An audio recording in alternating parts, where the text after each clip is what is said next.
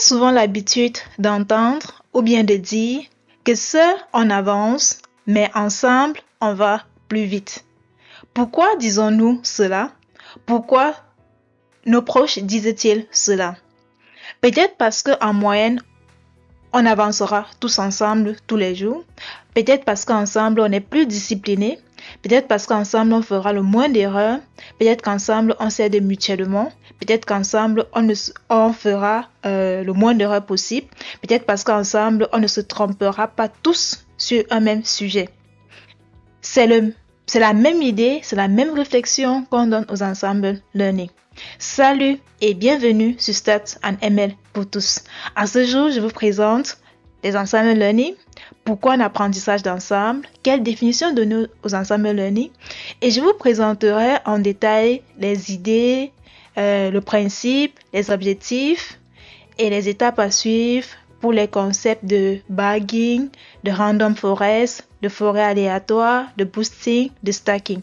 Je vous expliquerai en fait le principe de toutes ces méthodes, les idées de cette méthode, ce qu'il faut retenir de ces méthodes lorsqu'on les met en œuvre. Sans toutefois tarder, on va parler des objectifs et des définitions des ensembles learning. Lorsqu'on met en œuvre un modèle statistique en apprentissage statistique supervisé, on peut faire deux erreurs, soit surapprendre, soit sous-apprendre. Le surapprentissage, en fait, c'est lorsqu'on aura un modèle qui code trop de données d'apprentissage et beaucoup se tromper sur les erreurs, sur les nouvelles données. Le sous-apprentissage, c'est le cas d'un modèle qui est trop simpliste, qui est trop simple pour faire de la prédiction. Et avec le surapprentissage, on a un biais qui est faible et une variance qui est élevée. Et avec le sous-apprentissage, nous avons un biais élevé, mais une variance qui est faible. L'objectif, en fait, d'un ensemble learning est d'obtenir un modèle ayant la meilleure précision possible. Et on aimerait avoir un modèle qui a un biais faible, mais une variance faible. Un ensemble learning, comment le définir? C'est une méthode d'apprentissage statistique supervisé qui utilise plusieurs modèles pour créer un nouveau modèle en regroupant leurs prévisions. Et l'ensemble learning est principalement utilisé en modélisation prédictive. Et comment il utilise plusieurs modèles? Soit en combinant plusieurs modèles qui sont peu robustes, ou bien en combinant des modèles robustes. Lorsqu'on combine plusieurs modèles qui sont peu robustes, on aura ce qu'on appelle, on peut utiliser le bagging, le random forest, le boosting. Et lorsqu'on combine des modèles qui sont robustes, on parle de stacking. Quelle est l'idée principale du bagging? Quel est l'objectif du bagging? Quel est le principe du bagging? L'idée principale du bagging est basée sur le rappel suivant. Si on a une observation d'une variable quantitative x de moyenne nue et de variance sigma carré, alors la moyenne empirique a comme moyenne la vraie moyenne et une variance beaucoup plus faible. Donc en fait, ce qui veut dire que plus le nombre d'observations est élevé, plus la variance de la moyenne empirique elle est faible. Donc plus n est grand, plus la variance de xn bar est faible. Donc ce qu'on veut c'est prédire nu, mais on aimerait prédire nu avec une variance qui est la plus faible possible. C'est ça l'idée des ensembles learning. Et c'est ça, c'est sur ce principe qui est basé en fait le bagging. C'est une meilleure manière de comprendre le bagging. Et donc, une manière simple et naturelle de réduire la variance et d'améliorer la précision de l'échantillon de test sera donc de considérer plusieurs échantillons d'apprentissage, de construire le modèle sur chaque échantillon et agréger les prédictions qui sont obtenues. Mais le problème, c'est qu'en pratique, nous avons une seule base d'apprentissage. Le bagging, il va nous aider. B est pour le bootstrap, B est pour bootstrap et agging for averaging. Donc, avec le bagging nous permet de générer plusieurs échantillons d'apprentissage en utilisant la seule base de données, la seule base le seul échantillon d'apprentissage que nous avons à disposition. Et l'objectif du bagging est de réduire la variance d'une méthode d'apprentissage statistique qui surapprend. Et le bagging aussi, il est fréquemment utilisé dans le contexte des arbres de décision. Maintenant, quel est le principe du bagging? Ou bien les étapes du bagging? Le principe, en fait, c'est qu'à l'étape 1, on va générer B échantillons bootstrappés de la base d'apprentissage. À l'étape 2, on va essayer de construire un modèle. À l'étape 2, on va construire en parallèle le modèle sur les B échantillons.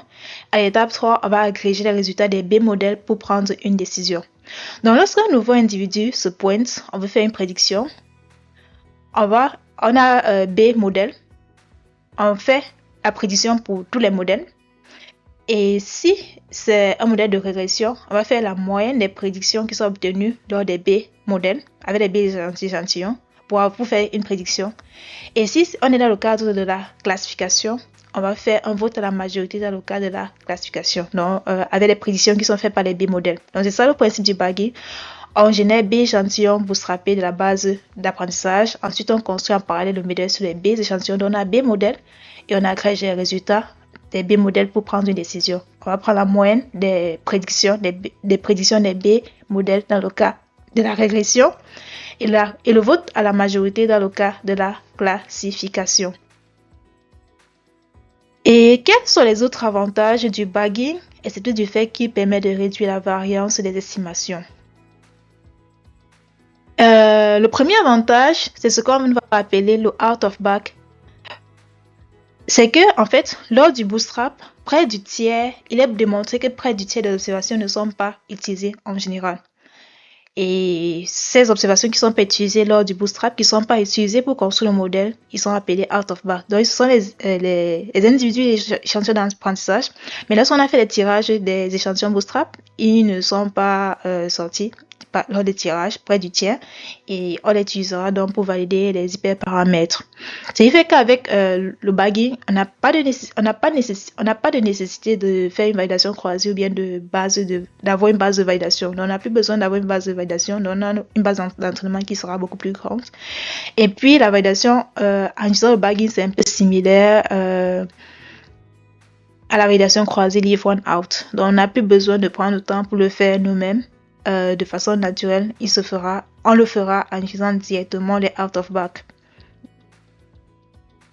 Le deuxième avantage d'utiliser le bagging, c'est que en utilisant le bagging, on peut mesurer l'importance des variables.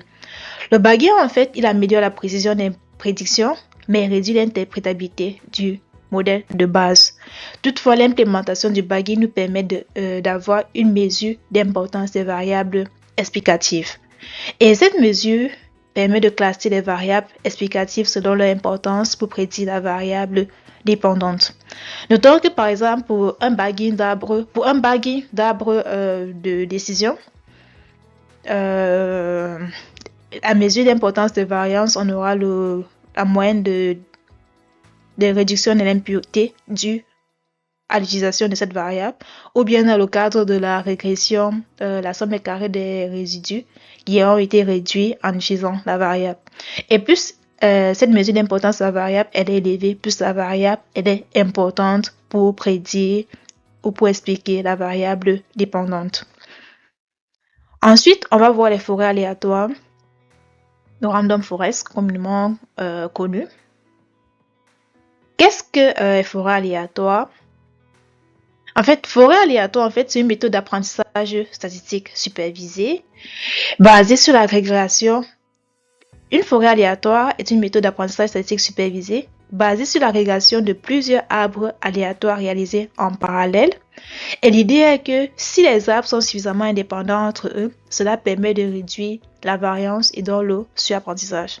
Donc, la forêt aléatoire, c'est une méthode d'apprentissage statistique supervisée basée sur la régrégation de plusieurs arbres aléatoires réalisés en parallèle.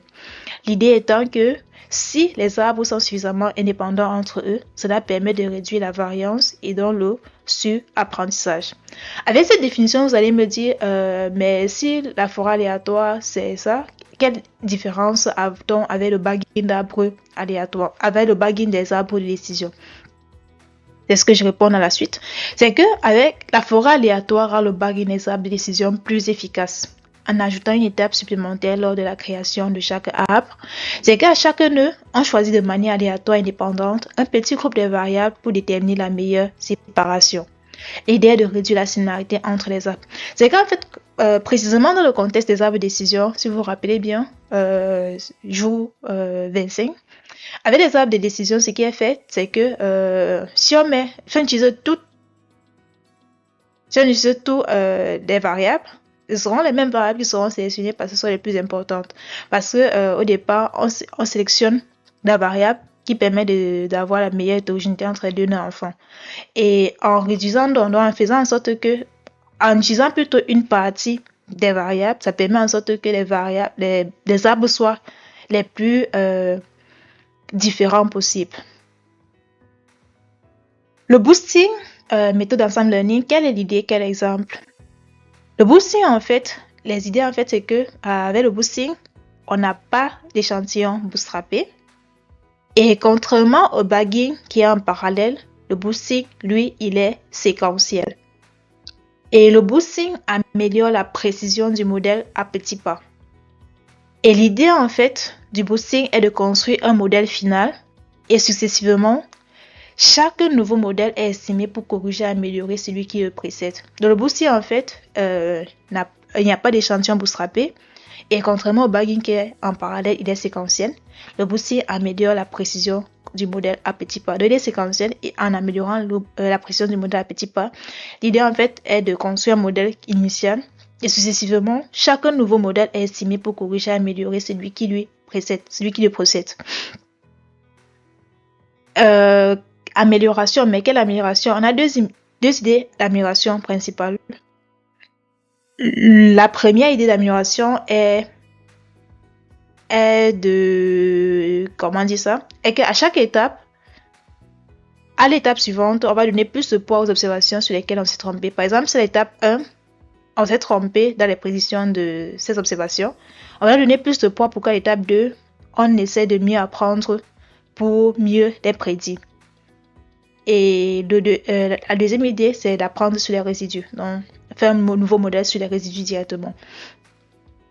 Comme méthode AdaBoost, Adaptive Bootstrap, lui, c'est ce qu'il fait. Il donne des poids aux observations sur lesquelles il s'est trompé, plus de poids à l'étape suivante.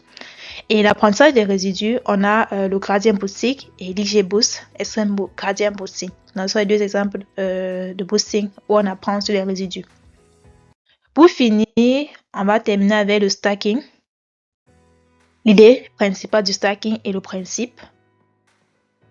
Quelle est l'idée du stacking? L'idée du stacking, le stacking en fait, il combine quelques modèles robustes pour améliorer la précision des prédictions. Comme exemple de modèles robustes, les forêts aléatoires, les cas plus proches voisins, XGBoost, les régressions. Et le principe en fait du stacking, il est le suivant. À l'étape 1, on choisit les modèles. Comme exemple de modèles qui sont choisis, on peut avoir on prend la forêt aléatoire, le KNN et la régression.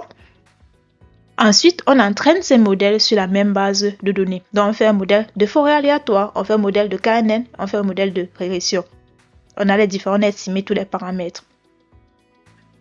Et ensuite, maintenant, on estime le modèle final en estimant les pondérations utilisées pour le modèle final. Parce que le modèle final, en fait, sera une pondération, une moyenne pondérée des prédictions des modèles, les trois modèles qu'on a choisis, des modèles qu'on a choisis au départ. Et une prédiction s'écrit de cette façon. Ceci-là, c'est la prédiction lorsqu'on utilise un modèle de forêt aléatoire, la prédiction lorsqu'on utilise un modèle de KNN, la prédiction lorsqu'on utilise un modèle de régression. Donc, lorsqu'un nouvel individu se pointe X avec caractéristique X, on calcule la prédiction avec un modèle de forêt aléatoire, la prédiction avec un modèle de KNN, la prédiction avec un modèle de régression. Et puis, on fait cette combinaison linéaire pour avoir la prédiction qu'on affectera à ce nouveau individu. Et avec le stacking, en fait, les valeurs prédites des modèles initiaux sont comme les variables explicatives du modèle final. Et les pondérations sont trouvées en minimisant les erreurs. L'erreur, un peu comme avec la régression linéaire simple.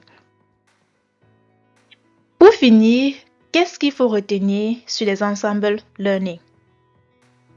Les ensembles learning en fait font référence à toute méthode d'apprentissage statistique supervisée qui combine plusieurs modèles pour faire des prédictions.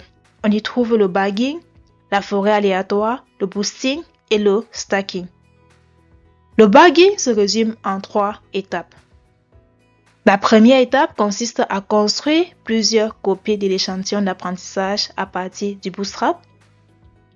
Ensuite, il faudra estimer en parallèle le modèle sur chaque copie et puis combiner les estimations pour créer un nouveau modèle prédictif. Donc c'est ça le bagging. 3 étapes. On construit plusieurs copies de l'échantillon d'apprentissage à partir du bootstrap. On estime en parallèle le modèle sur chaque copie et on combine les estimations pour créer un nouveau modèle prédictif. Et le random forest, lui, est utilisé pour améliorer le bagging des arbres de décision en réduisant les corrélations entre les arbres. Et contrairement au bagging, le boosting se fait de manière séquentielle en améliorant la précision du modèle en petits pas. Le stacking, lui, il utilisera quelques modèles différents, robustes pour faire des prédictions, en considérant une combinaison linéaire de ces modèles. Si tu as des questions ou des remarques, n'hésite pas à me le dire en commentaire. Un like ou un partage pour faire grandir la chaîne.